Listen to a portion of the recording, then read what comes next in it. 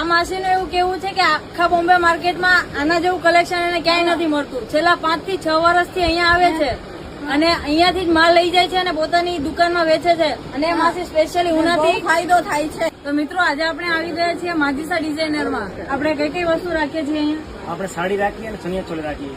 સાડીમાં અલગ અલગ વેરાયટી રાખીએ, પશ્મિનામાં, સિલ્કમાં, ગજી સિલ્કમાં, બાંધણીમાં બધી રાખીએ. તો આપણે કેટલા વર્ષથી છે દુકાન?